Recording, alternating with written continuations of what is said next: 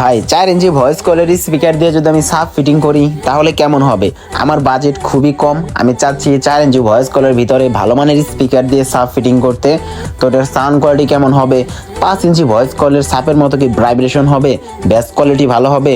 Stage programme করতে পারবো? বা এটা দিয়ে কি আমি নৌকা পিকনিকে ভাড়া কাটতে পারবো?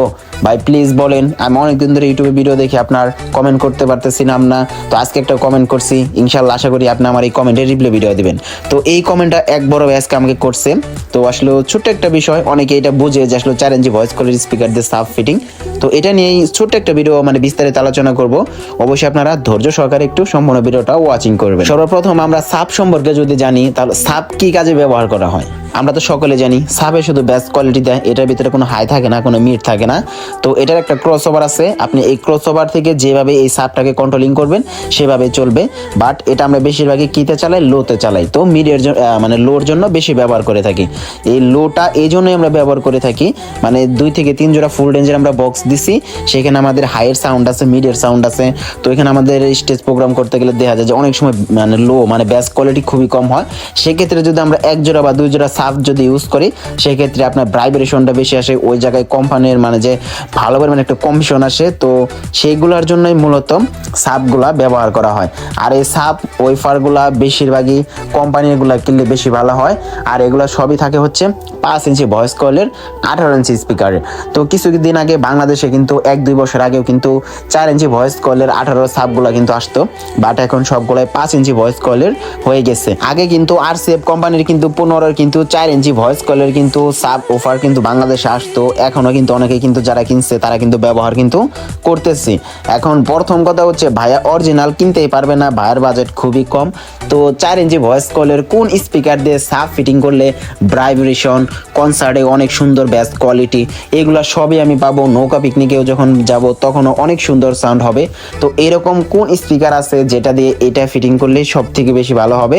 আর ভাই সাবের জন্য যে ক্রস ওভারগুলো আমরা বেশি ব্যবহার করে থাকি, ওইগুলাতে যখন আমি লো দিয়ে যখন বাজাবো তখন সাউন্ডটা খুবই স্মুথ আসে।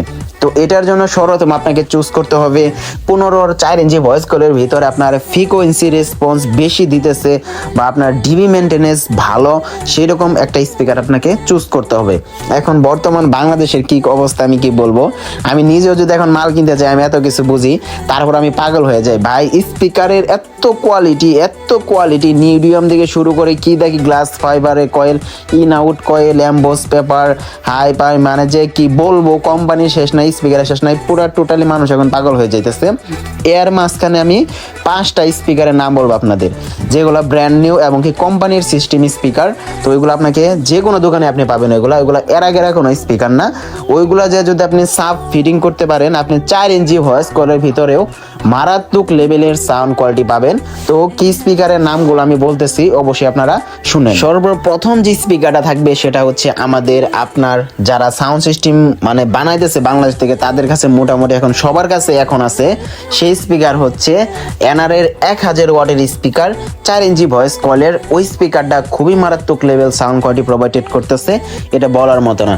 তারপরে যে স্পিকারটা থাকবে সেটা হচ্ছে ভুয়ে কোম্পানির একটা স্পিকার, যেটা প্রাইস অলমোস্ট 9000 টাকার কাছাকাছি। সেটা 4 ইঞ্চি ভয়েস কলের ভিতরে মারাত্মক লেভেলের সাউন্ড কোয়ালিটি আমাদেরকে প্রোভাইড করতেছে।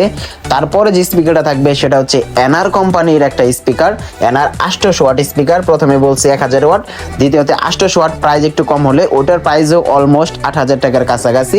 তো আপনারা ওই স্পিকার দিয়েও সাব ফিটিং করতে পারেন, ভালো সাউন্ড কোয়ালিটি পাবেন। তারপরে যে স্পিকারটা থাকবে সেটা হচ্ছে বিএম কোম্পানির একটা স্পিকার, আপনারা হয়তো আগে পরে অনেকেই ব্যবহার করছেন। তো সেই স্পিকারটা দিয়েও আপনি সাব ফিটিং করতে পারেন, অনেক সুন্দর সাউন্ড কোয়ালিটি পাবেন।